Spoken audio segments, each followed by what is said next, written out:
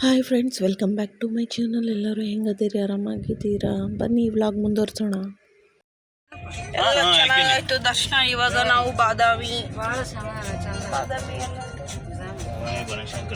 ಬನಶಂಕರಿ ದೇವಸ್ಥಾನಕ್ಕೆ ಹೋಗಿ ಬಂದ್ವಿ. ಈಗ ಬಾದಾಮಿ ಕ್ಲಾಸ್ ಫಿಲ್ಮ್ ಶೂಟಿಂಗ್.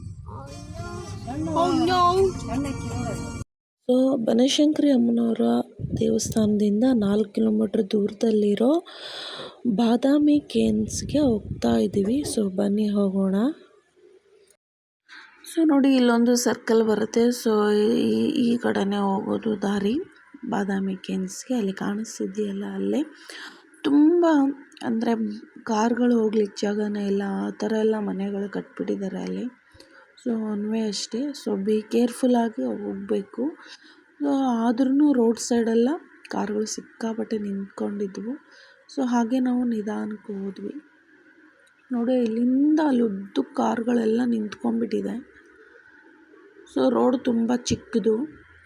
ನಾವು ನಡ್ಕೊಂಡು ಹೋಗ್ಬೇಕಂದ್ರೆ ಆಗಲಿಲ್ಲ, ಯಾಕಂದರೆ ಅಜ್ಜಿ ಇದ್ರಲ್ವ. ಸೊ ಹಾಗಾಗಿ ನಾವು ಅದರಲ್ಲಿ ಅಡ್ಜಸ್ಟ್ ಮಾಡಿಕೊಂಡು ಮುಂದೆ ಪಾರ್ಕಿಂಗ್ ಇದೆ. ಸೊ ಯಾಕೋ ಏನೋ ಅವ್ರು ಇಲ್ಲೇ ಬಿಟ್ಟಿದ್ದಾರೆ, ಮುಂದೆ ಪಾರ್ಕಿಂಗ್ ಇದೆಯೋ ಇಲ್ಲ ಅಂತ ಹೇಳ್ಕೊಂಡು. ಸೊ ನೋಡಿ, ಇಲ್ಲಿ ಒಳಗಡೆ ಇಷ್ಟು ದೊಡ್ಡದಾಗಿ ಪಾರ್ಕಿಂಗ್ ಇದೆ. ಸೊ ಎಲ್ಲಿ ಬೇಕಾದರೂ ಕಾರ್ನ ಪಾರ್ಕಿಂಗ್ ಮಾಡ್ಬೋದು. ಸೊ ನೋಡಿ, ಇಲ್ಲಿ ಕಾಣಿಸ್ತಿದೆಯಲ್ಲ, ಇದೇ ಬಾದಾಮಿ ಕೇನ್ಸು. ಸೊ ನಾವು ಹೊರಡ್ತಾ ಇದ್ದೀವಿ. ಮೇಲೆ ಫುಲ್ ಹತ್ತೋದಿಲ್ಲ ನಾವು, ಯಾಕಂದರೆ ನಾವು ಒನ್ ಡೇ ಪಿಕ್ನಿಕ್ ಇಟ್ಕೊಂಡಿರೋದ್ರಿಂದ ಮುಂದೆ ಹೋಗ್ಲಿಕ್ಕಿದೆ. ಹಾಗಾಗಿ ನಾವು ಮುಂಚೆ ನೋಡಿದ್ವಿ. ದೇವರ ದರ್ಶನ ಮಾಡಿಕೊಂಡು ನಾವು ಬಾದಾಮಿ ಕೇನ್ಸ್ಗೆ ಹೋಗೋಷ್ಟರಲ್ಲೇ 1 ಗಂಟೆ ಆಗಿತ್ತು. ಹಾಗಾಗಿ ಸಿಕ್ಕಾಪಟ್ಟೆ ಬಿಸಿಲಿರೋದ್ರಿಂದ ನಾವು ಮೇಲೆ ಬೆಟ್ಟ ಹತ್ತಲಿಲ್ಲ. ಸೊ ಮುಂದ್ಗಡೆ ಇಲ್ಲಿ ಒಂದು ಗುಹೆನ ನೋಡಿಕೊಂಡು ನಾವು ಸಿಕ್ಕಾಪಟ್ಟೆ ಮಂಕಿಗಳಿದ್ವು. ಅವನ್ನೆಲ್ಲ ನನ್ನ ಮಗನಿಗೆ ತೋರಿಸ್ತಾ ನಿಂತ್ಕೊಂಡಿದ್ದೆ. ಟಿಕೆಟ್ ಇದೆ, ಎಷ್ಟೊಂದು ನನಗೆ ಅಷ್ಟೊಂದು ಕನ್ಫರ್ಮ್ ಇಲ್ಲ. ನಮ್ಮ ಮನೆಯವ್ರು ಹೋಗಿ ಟಿಕೆಟ್ ತೊಗೊಂಡು ಬಂದರು. ನೋಡಿ, ನನ್ನ ಮಗು ಕರ್ಕೊಂಡು ನಾನು ಹತ್ತುತ್ತಾ ಇದ್ದೀನಿ. ಸೊ ಇಲ್ಲಿ ಸ್ಕ್ಯಾನರ್ ಇದೆ, ಇದರಲ್ಲಿ ಸ್ಕ್ಯಾನ್ ಮಾಡಿಬಿಟ್ರೆ ಅಲ್ಲಿರೋಂಥ ಇತಿಹಾಸ ಎಲ್ಲ ತಿಳ್ಕೊಬೋದು. ಸೊ ಎಷ್ಟು ಬ್ಯೂಟಿಫುಲ್ಲಾಗಿ ಗುಹೆ ಇತ್ತು ಅಂದರೆ ನೋಡಿ, ಬಸವಣ್ಣನ ಮುಖನೇ ಎಲ್ಲ ಕಿತ್ಬಿಟ್ಟಿದ್ದಾರೆ. ಸೊ ದೇವ್ರುಗಳ್ನೂ ಬಿಡ್ತಾ ಇಲ್ಲ ಜನರು. ಇರಲಿ, ಒಳ್ಳೇದು ಮಾಡಲಿ ಅವ್ರಿಗೂ ಕೂಡ. ಸೊ ಒಳಗಡೆ ಶಿವ ಇದ್ದ, ಶಿವ ದೇವಸ್ಥಾನ ಇತ್ತು. ಸೊ ಪೂಜೆ ಏನು ನಡೀತಾ ಇರಲಿಲ್ಲ. ಸೊ ಹಾಗೆ ಜಸ್ಟ್ ಶಿವ ಮೂರ್ತಿ ಇತ್ತು, ಶಿವಲಿಂಗ ಇತ್ತು. ಸೊ ನೋಡಿಕೊಂಡು ತುಂಬ ಒಳಗಡೆ ಎಲ್ಲ ಕತ್ತಲಿತ್ತು. ಒಂದೇ ಕಲ್ಲಲ್ಲಿ ಅದನ್ನು ಸೃಷ್ಟಿ ಮಾಡಿದರು. ಸಿಕ್ಕಾಪಟ್ಟೆ ಬಿಸಿಲಿತ್ತು, ನಮಗಂತೂ ತಡ್ಕೊಳಕ್ಕಾಗಲಿಲ್ಲ. ಸೊ ಬೇಗ ನೋಡಿಕೊಂಡು ಮುಂದೆ ಹೋಗೋಣ ಅಂತ ಅನ್ಕೋತಾ ಇದ್ವಿ. ಸೊ ನೋಡಿ, ಎಷ್ಟು ಬ್ಯೂಟಿಫುಲ್ಲಾಗಿ ಕಲ್ಲಲ್ಲಿ ಕೆತ್ತಿದ್ದಾರೆ ಶಿವ ಪಾರ್ವತಿಯ ಪುರಾಣಗಳನ್ನ ಮತ್ತು ಶಿವಲಿಂಗಗಳನ್ನ ಮತ್ತು ಸರ್ಪಗಳನ್ನ ಎಷ್ಟು ಬ್ಯೂಟಿಫುಲ್ಲಾಗಿ ಕೆತ್ತಿದ್ದಾರೆ ಅಲ್ವಾ. ಸೊ ನೀವು ಮಿಸ್ ಮಾಡ್ಕೋಬೇಡಿ. ಓಕೆ ಫ್ರೆಂಡ್ಸ್, ನಾನಿವಾಗ ಬಾದಾಮಿ ಕೇನ್ಸ್ನ ನೋಡಿಕೊಂಡು ಸೀದಾ ಶಿವಯೋಗಿ ಮಂದಿರಕ್ಕೆ ಬಂದಿದ್ದೀನಿ. ನೋಡಿ, ಶಿವಯೋಗಿ ಮಂದಿರ ವಿಶ್ವದಲ್ಲಿ ಅತ್ಯಂತ ಎತ್ತರವಾದ ತೇರು ಎಳೀತಾರಂತೆ. ಸೊ ಹಾಗಾಗಿ ಅದನ್ನು 5 ರೂಪಾಯಿ ಟಿಕೆಟ್ ಇದೆ. ಸೊ ಪ್ರಸಾದನೂ ಇರುತ್ತೆ. ನೀವು 3 ಗಂಟೆವರೆಗೂ ಪ್ರಸಾದ ಇರುತ್ತೆ. ಬೇಗ ಹೋಗಿ ಪ್ರಸಾದ ಮಾಡ್ಕೊಂಬರೋರು ಪ್ರಸಾದ ಮಾಡ್ಕೊಂಡು ಬರ್ಬೋದು.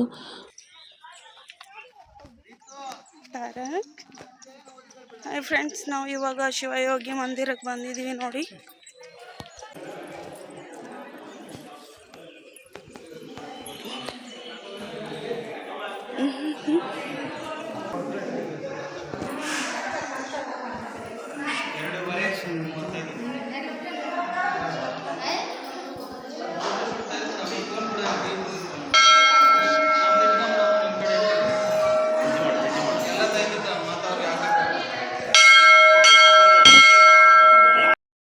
ಸೊ ಇಲ್ಲೆಲ್ಲ ಬಸವಣ್ಣ ಅವರ ಪುಸ್ತಕಗಳು, ಭಗವದ್ಗೀತೆಗಳು ಅವೆಲ್ಲ ಪುಸ್ತಕಗಳನ್ನ ಇಟ್ಟಿದ್ರು. ಇನ್ನೂ ಬೇರೆ ಬೇರೆ ಪುಸ್ತಕಗಳು ತಗೋಬೋದು. ಸೊ ಬನ್ನಿ, ಇಲ್ಲಿ ನಾವು ಹೊರಟಿದ್ದೀವಿ. ಈಗ ಶಿವಯೋಗಿ ಮಂದಿರ ದರ್ಶನ ಕೊಟ್ಟು ಈಗ ನಾನು, ನನ್ನ ಮಗ, ಅಜ್ಜಿ ಇಬ್ಬರು ನೆಕ್ಸ್ಟ್ ಪ್ಲೇಸಿಗೆ ಹೋಗೋಣ ಬನ್ನಿ. ಓಕೆ, ಇಲ್ಲಿ ಏನಪ್ಪ ಅಂದರೆ ಹೇಳಿದ್ನಲ್ಲ ವಿಶ್ವದಲ್ಲೇ ಅತ್ಯಂತ ಎತ್ತರವಾದ ರಥ ಇದೆ ಅಂತ. ಸೊ ಆ ರಥನ ನೋಡಲಿಕ್ಕೆ ಹೋಗ್ತಾ ಇದ್ದೀನಿ. ಅಜ್ಜಿ ಮತ್ತು ನನ್ನ ಮಗನಿಗೆ ಎತ್ಕೊಂಡು ಹೋಗೋಕ್ಕಾಗೋದಿಲ್ಲ, ಹಾಗಾಗಿ ಇದು ತುಂಬ ಎತ್ತರವಾಗಿರೋಂತಹ ರಥ ಆಗಿರೋದ್ರಿಂದ ಇಲ್ಲಿ ಒಳಗಡೆನೇ ಇದನ್ನು ಮನೆ ಥರ ಕಟ್ಬಿಟ್ಟು ಇದನ್ನ ಒಳಗಡೆನೇ ಪ್ರತಿಷ್ಠಾಪನೆ ಮಾಡಿದ್ದಾರೆ. ಸೊ ಇದನ್ನು ನೋಡಲಿಕ್ಕೆ 5 ರೂಪಾಯಿ ಚಾರ್ಜ್ ಇರುತ್ತೆ. ನೋಡಿ ಈ ರೀತಿಯಾಗಿದೆ, ತುಂಬ 3-4 ಮಹಡಿಯಷ್ಟು ಎತ್ತರವಾಗಿ ಇರೋಂತಹ ಈ ರಥ ನೋಡಿ ತುಂಬ ಖುಷಿ ಆಯಿತು ನನಗೆ. ನೀವು ಆ ಕಡೆ ಹೋದರೆ ನೋಡ್ಕೊಂಡು ಬನ್ನಿ. ಇದು ಯಾವ ರೀತಿ ಇದೆ ಅಂದರೆ ಒಳಗಡೆನೇ ಶಿವಯೋಗಿ ಅವರ ಪ್ರತಿಷ್ಠಾಪನೆ ಮಾಡಿದ್ದಾರೆ. ಒಳಗಡೆನೇ ಮೂರ್ತಿ ಇದೆ, ಒಂದು ಮನೆ ಥರ ರಥದಲ್ಲೇ ಒಂದು ಮನೆ ಥರ ನಿರ್ಮಾಣ ಮಾಡಿದ್ದಾರೆ. ಸೊ ಈ ರಥನ ಅವರು JCB ಇಂದ ಎಳಿತಾರೆ ಅಂತ ಹೇಳ್ತಾ ಇದ್ರು ಅಲ್ಲೆಲ್ಲ. ಸೊ ನೋಡಿ ಎಷ್ಟು ಚೆನ್ನಾಗಿದೆ, ನನಗಂತೂ ತುಂಬ ಖುಷಿ ಆಯಿತು. ಸೊ ಇವಾಗ ನಾನು 2ನೇ ಮಹಡಿ ಹತ್ತಿ ನೋಡ್ತಾ ಇದ್ದೀನಿ. ಹಾಗೆ 3 ಮಹಡಿಯಷ್ಟು ಇದನ್ನು ಹತ್ಬಿಟ್ಟು ನೋಡೋಂಥ ಅವಕಾಶಗಳು ಎಲ್ರಿಗೂ ಸಿಗುತ್ತೆ. ಸೊ ತುಂಬ ಖುಷಿ ಆಯಿತು ನನಗೆ ನೋಡಿ. ಸೊ ಇಲ್ಲಿ ಸಗಣಿಯಿಂದ ವಿಭೂತಿನ ತಯಾರು ಮಾಡೋವಂಥ ಫ್ಯಾಕ್ಟ್ರಿಗಳು ತುಂಬ ಇದೆ. ಸೊ ಅದರಲ್ಲಿ ಇಲ್ಲಿ ನಾವು ನೋಡೋಣ ಯಾವ ರೀತಿ ಮಾಡ್ತಾರೆ ಅಂತ ನೋಡ್ಲಿಕ್ಕೆ ಬಂದ್ವಿ. ಸೊ ಮಧ್ಯಾಹ್ನ ಆಗಿತ್ತಲ್ವ, ಸೊ 2-3 ಗಂಟೆ ಆಗಿತ್ತಲ್ವ, ಹಾಗಾಗಿ ಅವರು ಊಟಕ್ಕೇನೋ ಹೋಗಿದ್ರು, ಮಲಗಿದ್ರು. ಹಾಗಾಗಿ ಇರಲಿ ಅಂತ ನಾವು ಸ್ವಲ್ಪ ನೋಡೋಣ ಅಂತ ಒಳಗಡೆ ಹೋದ್ವಿ. ಸೊ ಬನ್ನಿ ಒಳಗಡೆ ಏನಿದೆ ಅಂತ ತೋರಿಸ್ತೀನಿ ನೋಡಿರಿ. ಇಟ್ಟರೆ ಸಗಣಿಯಾದೆ, ತಟ್ಟಿದರೆ ಕುಳ್ಳಾದೆ, ಸುಟ್ಟರೆ ನುಸುಲಿಗೆ ವಿಭೂತಿಯಾದೆ ಅಂತ ಎಲ್ಲ ಬೋರ್ಡ್ ಬರ್ತಾ ಇದ್ರು. ಬನ್ನಿ ಯಾವ ರೀತಿ ಅದು ನೋಡಿ, ಆ ಸಗಣಿನ ಸುಟ್ಟು ಆ ಬಟ್ಟೆ ನೋಡಿ ಯಾವ ರೀತಿ ಇದೆ. ಈ ಥರ ಎಲ್ಲ ಗಡಿಗೆ ಏನೇನೋ ಮಾಡಿದ್ದಾರೆ, ಅದೆಲ್ಲ ನನಗೆ ಅಷ್ಟೊಂದು ಗೊತ್ತಾಗಲಿಲ್ಲ.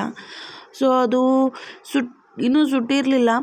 ಸೊ ಅದನ್ನು ಯಾವ ರೀತಿ ಅವರು ತಯಾರು ಮಾಡಿದರು ಅನ್ನೋದನ್ನ ಈ ಕಡೆ ಇಟ್ಟಿದ್ದಾರೆ ನೋಡಿ. ಇಲ್ಲಿ ಎಷ್ಟು ಚೆನ್ನಾಗಿ ಮಾಡಿಟ್ಟಿದ್ದಾರೆ. ಸೊ ನೋಡಿ ಈ ಥರ ಸಗಣಿಯಿಂದ ಮಾಡಿರೋದು ಇದು. ಅಂದರೆ ಇನ್ನೂ ಇದನ್ನು ಸುಟ್ಟಿಲ್ಲ ಅವರು, ಹಸಿಯಾಗಿದೆ. ಸೊ ಇದು ಅವರು ಒಣಗಲಿಕ್ಕೆ ಇಟ್ಟಿದ್ದಾರೆ. ಇವಾಗ ನಾವು ಇದು ಮಹಾಕೂಟಕ್ಕೆ ಹೋಗ್ತಾ ಇದ್ದೀವಿ ಫ್ರೆಂಡ್ಸ್. ಇವ್ರು ನೋಡಿ, ಇವ್ರಂತೂ ತುಂಬ ಟಾರ್ಚರ್ ಕೊಡ್ತಾರೆ. ಆ ಕಡೆ ಇರೋರಂತೂ ಇನ್ನೂ ಟಾರ್ಚರ್ ಕೊಡ್ತಾರೆ ನನಗೆ. ಮಾಡೋದು ನೋಡಿ ಹೆಂಗೆ ಮಾಡಿದೆ ನೋಡ್ರಿ.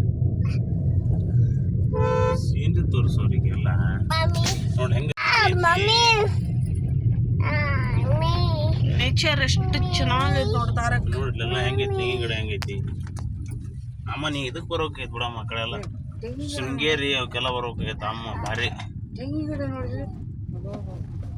ಅಲ್ಲಿ ಯಾವ ನಡೆಯಾವಿದ್ದಿಲ್ಲ ಅಲ್ಲಪ್ಪಿ ಜಾಸ್ತಿ. ಶೃಂಗೇರಿ ಅವೆಲ್ಲ ಎಲ್ಲಿ ನಡೆಯಾವಿದ್ದು? ಬಾದಾಮಿ ಬನಶಂಕರಿ ಬೇರೆ. ಬಾದಾಮಿ ಬೇರೆ, ಬನಶಂಕರಿ ದೇವಸ್ಥಾನ ಹೆಂಗೈತಿ? ಯಾವುದೋ ಒಂದು ಹಳೇ ಕಾಲದ ದೇವಸ್ಥಾನ ಐತೆ ನೋಡಿ ಫ್ರೆಂಡ್ಸ್, ಅಲ್ಲಿ ಹೊಲದಾಗ. ಇಲ್ಲಿ ತೋರಿಸ್ತಾರೆ ಬೋರ್ಡ್ ಏನಂತ. ಬನಶಂಕರಿ ದೇವಸ್ಥಾನ. ಸೊ ಫೈನಲಿ ನಾವು ಮಹಾಕೂಟಕ್ಕೆ ಬಂದಾಯಿತು. ಟಿಕೆಟ್ ಇತ್ತು 20 ರೂಪಾಯಿ ಅಂತ ಹೇಳಿದ್ರು. ಸೊ ಟಿಕೆಟ್ನ ತೊಗೊಂಡ್ವಿ. ಸೊ ಇವಾಗ ಒಳಗಡೆ ಹೋಗ್ತಾ ಇದ್ದೀವಿ. ಬನ್ನಿ ಹೋಗೋಣ. ಎಂಟ್ರೆನ್ಸ್ ಇದು. ಸೊ ಇಲ್ಲಿಂದ ಮೂವ್ ಆಗಬೇಕು. ಇವಾಗ ಹೋಗ್ತಾ ಇದ್ದೀವಿ, ಬನ್ನಿ ಹೋಗೋಣ. ಒಳಗಡೆ ಕಾರ್ ಪಾರ್ಕಿಂಗಿಗೆ ಎಷ್ಟು ಒಳ್ಳೆ ಜಾಗ ಇದೆ, ತುಂಬ ಚೆನ್ನಾಗಿತ್ತು. ಹಾಗಾಗಿ ಗಿಡಗಳು ಚೆನ್ನಾಗಿ ಹಾಕಿದ್ರು, ಕಾರನ್ನು ನೆರಳಿಗೆ ನಿಲ್ಲಿಸ್ಬೋದಾಗಿತ್ತು. ಸೊ ನಾವಿಲ್ಲೇ ಕಾರ್ ಪಾರ್ಕಿಂಗ್ ಮಾಡ್ತಾ ಇದ್ವಿ. ಸೊ ಅಲ್ಲೆಲ್ಲ ನೇರಳೆ ಗಿಡ, ನೇರಳೆ ಮರ ಎಲ್ಲ ಇದ್ವು, ಬೇಕಾದರೆ ತಿನ್ಬೋದಾಗಿತ್ತು. ನಾವು ತಗೊಳ್ಳಿಲ್ಲ, ಎಲ್ಲ ಕೆಳಗಡೆ ಎಲ್ಲ ಬಿದ್ದುಬಿಟ್ಟಿದ್ವು. ಸೊ ಇಲ್ಲಿಂದ ನಡ್ಕೊಂಡು ಹೋಗಬೇಕು ಮಹಾಕೂಟಕ್ಕೆ. ತುಂಬ ಚೆನ್ನಾಗಿತ್ತು. ಮಹಾಕೂಟದ ಅಲ್ಲೊಂದು ಕಲ್ಯಾಣಿಯಲ್ಲಿ ಸ್ನಾನ ಮಾಡೋರು ಸ್ನಾನ ಮಾಡ್ಬೋದಾಗಿತ್ತು. ಸೊ ನಾವೇನು ಸ್ನಾನ ಮಾಡೋ ಹಾಗೆ ಇರಲಿಲ್ಲ.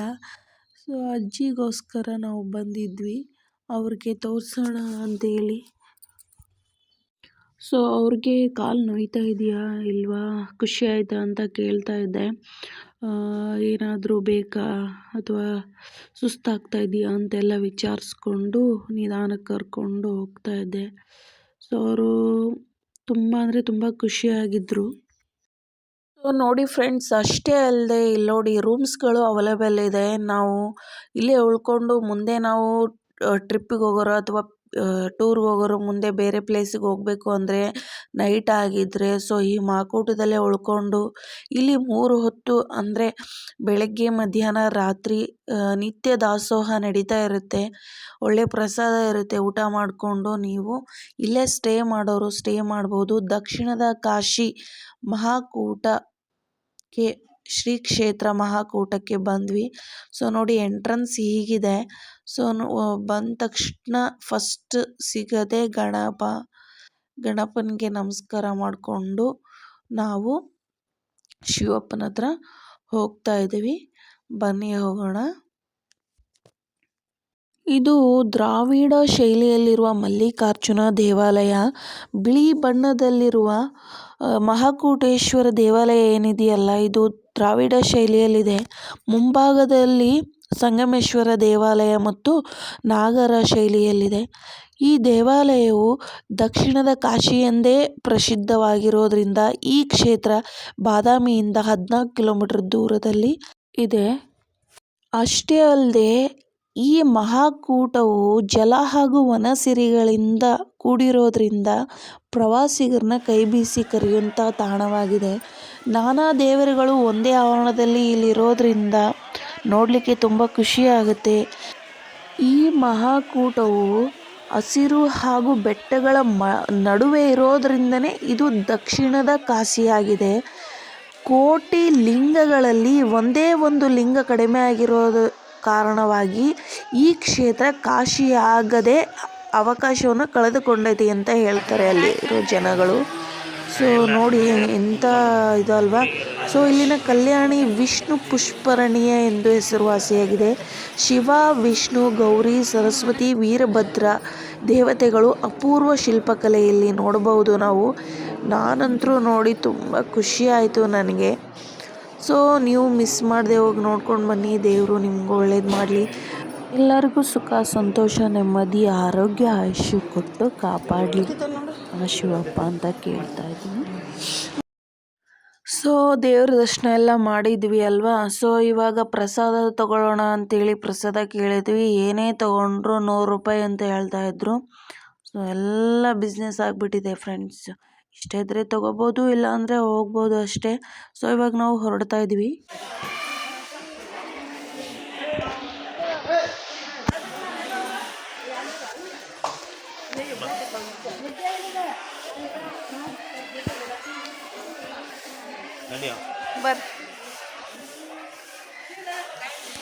ಸೊ ಮಹಾಕೂಟದಿಂದ ಹೊರಗಡೆ ಬಂದರೆ ಇಲ್ಲೊಂದು ಹೊಂಡ ಇದೆ. ಅದು ಏನಪ್ಪ ಅಂತ ನನಗೂ ಅಷ್ಟೊಂದು ಸರಿಯಾಗಿ ಗೊತ್ತಿಲ್ಲ. ಸೊ ಬಾಣಂತಿ ಹೊಂಡ ಅಂತ ಹೇಳ್ತಾರೆ ಇದನ್ನು. ಬಾಣಂತಿ ಹೊಂಡ ಇಲ್ಲಿ ಬಾಣಂತಿಗೆ ಏನಾದರೂ ಆಗಿರಬಹುದು ಅಂತ ಅನ್ಕೋತೀನಿ. ಸೊ ಆ ನೀರನ್ನು ಮುಟ್ಟಿದರೆ ಅಥವಾ ಆ ನೀರನ್ನು ಸ್ಪರ್ಶ ಮಾಡಿದರೆ ಮೈಯೆಲ್ಲ ಹಳದಿ ಆಗುತ್ತೆ. ಅಂದರೆ ಬಾಣಂತಿ ಹಸಿ ಮೈ ಇರುತ್ತಲ್ವ, ಅರಿಶಿನ ಗಿರ್ಶಿನ ಎಲ್ಲ ಹಾಕ್ಕೊಂಡಿರ್ತಾರೆ. ಸೊ ಆ ಥರ ಇಲ್ಲಿ ನೀರನ್ನು ಸ್ಪರ್ಶ ಮಾಡಿದರೆ ಮೈಯೆಲ್ಲ ಹಳದಿ ಆಗುತ್ತೆ ಅಂತ ಒಂದು ಹೇಳ್ತಾರೆ. ಸೊ ಇಲ್ಲಿ ತೊಟ್ಲು ಇದೆ. ತೊಟ್ಲು ಹಿಂದ್ಗಡೆ ಗಣೇಶನ ಕೂರಿಸಿದ್ದಾರೆ. ಆ ಬಾವಿ ಹಿಂದ್ಗಡೆ ಗಣೇಶನ ಕೂರಿಸಿದ್ದಾರೆ. ಸೊ ಏನಾದರೂ ಕೇಳಿಕೊಂಡು ಆ ತೊಟ್ಲನ್ನ ತೂಗಿದರೆ ನಿಮ್ಮ ಬೇಡಿಕೆಗಳು ಈಡೇರುತ್ತಾ ಅನ್ನೋ ನಂಬಿಕೆ ಇಲ್ಲಿದೆ. ಸೊ ಆ ನೀರನ್ನು ನೀವು ಸ್ಪರ್ಶ ಮಾಡಿದರೆ ನೀವು ಬಾಣಂತಿ ಥರ ಮೈ ಅಷ್ಟು ಹಳದಿ ಆಗುತ್ತೆ ಅಂತ ನಾನು ಕೇಳಿದ್ದೀನಿ ಇಲ್ಲಿ. ಸೊ ಒಳ್ಳೆಯದಾಗಲಿ.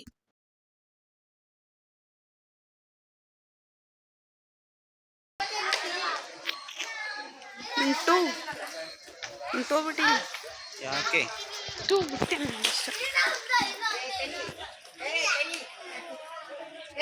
ಸೊ ಇಷ್ಟು ದೂರ ಬಂದು ಫೋಟೋ ತೆಗೆಸ್ಕೊಳ್ಳಿಲ್ಲ ಅಂದರೆ ಹೇಗೆ. ಹಾಗಾಗಿ ಇಲ್ಲಿ ಫೋಟೋ ತೆಗೆಸ್ಕೊಂಡು ಹಣ್ಣು ತಿನ್ನೋಣ ಅಂತ ನಿಂತ್ಕೊಂಡಿದ್ವಿ. ತುಂಬ ಕಾಸ್ಟ್ಲಿ ಅಪ್ಪ ಹಣ್ಣು.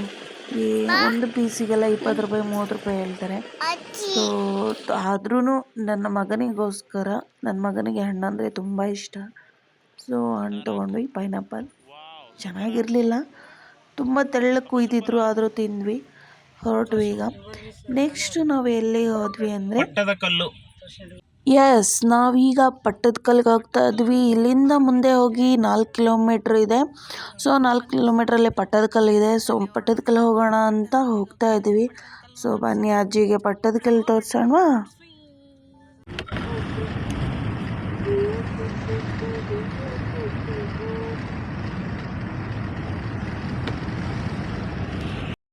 ಸೊ ಫೈನಲಿ ಪಟ್ಟದಕಲ್ಲಿಗೆ ಬಂದ್ವಿ. ಇದೆ ಎಂಟ್ರೆನ್ಸು. ಸೊ ಇಲ್ಲಿ ಕಾರ್ ಪಾರ್ಕಿಂಗಿಗೆ 50 ರೂಪಾಯಿ 100 ರೂಪಾಯಿ ಎಲ್ಲ ಕೇಳ್ತಾರೆ. ಸೊ ಕೊಡಬೇಡಿ, ಔಟ್ಸೈಡು ಕಾರ್ ಪಾರ್ಕಿಂಗಿಗೆ ಹೋಗಿ ಮಾಡಿ. ಇಲ್ಲಿ ಒಳಗಡೆ ಕಾರ್ ಪಾರ್ಕಿಂಗು ಜಾಗ ಇರೋದಿಲ್ಲ, ಆದರೂ 50 ರೂಪಾಯಿ 100 ರೂಪಾಯಿ ಎಲ್ಲ ಚಾರ್ಜ್ ಮಾಡ್ತಾರೆ. ಸೊ ನೀವು ಯಾವುದೇ ಕಾರಣಕ್ಕೂ ಒಳಗಡೆ ಬಿಡಬೇಡಿ. ರೋಡ್ ಸೈಡ್ ಸಿಕ್ಕಾಪಟ್ಟೆ ಜಾಗ ಇರುತ್ತೆ. ಸೊ ಅಲ್ಲಿ ಬಿಟ್ಕೊಂಡು ನೀವು ಆರಾಮಾಗಿ ಇಲ್ಲಿ ಬಂದು ಟಿಕೆಟ್ನ ತೊಗೊಂಡು ಒಳಗಡೆ ಹೋಗಿ. ಸೊ ನಾವಿವಾಗ ಟಿಕೆಟ್ ತೊಗೋತಾ ಇದ್ದೀವಿ. ಸೊ ಟಿಕೆಟು ನಮ್ಮ ಮನೆಯವ್ರು ತೊಗೋತಾ ಇದ್ದಾರೆ. ಸೊ ನಾನು ಇಲ್ಲಿ ನಿಂತ್ಕೊಂಡಿದ್ದೀನಿ ಅಜ್ಜಿ ಕರ್ಕೊಂಡು. ಸೊ ಇಲ್ಲಿ ನಿಂತ್ಕೊಂಡು ಇವಾಗ ಟಿಕೆಟ್ ತೊಗೊಂಡು ನಾವು ಒಳಗಡೆ ಹೋಗ್ತಾ ಇದ್ವಿ. ಸೊ ಅಲ್ಲಿ ಕಾಣಿಸ್ತಿದೆಯಲ್ಲ ಎಷ್ಟು ಬ್ಯೂಟಿಫುಲ್ ಆಗಿದೆ ನೋಡಿ ಈ ಪಟ್ಟದಕಲ್ಲು. ನಮಗಂತೂ ಇಲ್ಲಿ ಬಿಟ್ಟು ಹೋಗಲಿಕ್ಕೆ ಮನಸ್ಸು ಬರಲಿಲ್ಲ. ಲೈಟಾಗಿ ಸ್ವಲ್ಪ ಸ್ವಲ್ಪ ಮಳೆ ಬರ್ತಾ ಇತ್ತು. ಈವ್ನಿಂಗ್ ಆಗಿತ್ತು, ನಮ್ಮ ಟ್ರಿಪ್ ಮುಗಿತಾ ಬಂತು.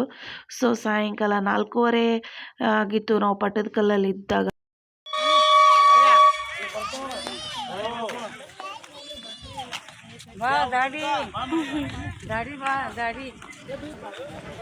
ಈ ಪಟ್ಟದಕಲ್ಲು ದಕ್ಷಿಣದ ಭಾರತದ ದ್ರಾವಿಡ ಶೈಲಿ ಮತ್ತು ಉತ್ತರ ಭಾರತದ ಆರ್ಯ ಶೈಲಿ ಎರಡರಲ್ಲೂ ನಾವು ಕಾಣಬಹುದು.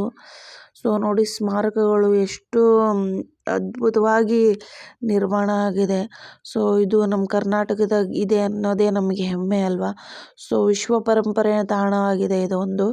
ಸೊ ಓಕೆ ನೋಡಿ ಫ್ರೆಂಡ್ಸ್, ಈ ಪಟ್ಟದಕಲ್ಲು ಏನಿದೆ ಅಲ್ವಾ, ಸೊ ನೋಡಲಿಕ್ಕೆ ತುಂಬ ಸುಂದರವಾಗಿತ್ತು. ಇಲ್ಲಿ ಇತಿಹಾಸ ಏನು ಹೇಳುತ್ತೆ ಅಂದರೆ, ಪಟ್ಟದಕಲ್ಲು ಚಾಲುಕ್ಯ ವಂಶದ ರಾಜಧಾನಿಯಾಗಿತ್ತು.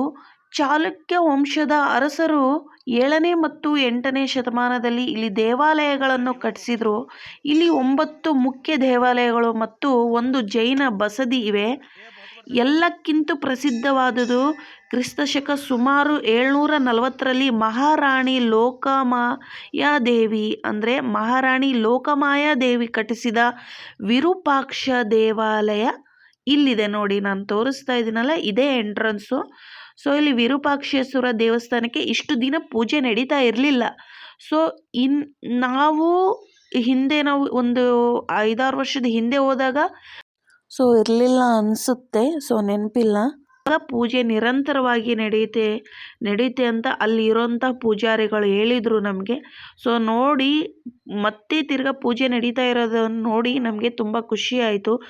ಆಗಿನ ಕಾಲದಲ್ಲಿ ಲೋಕಮಹಾದೇವಿ ಕಟ್ಟಿಸಿದಂತಹ ವಿರೂಪಾಕ್ಷ ದೇವಾಲಯಕ್ಕೆ ಆಗ ಪೂಜೆ ನಡೀತಾ ಇತ್ತು.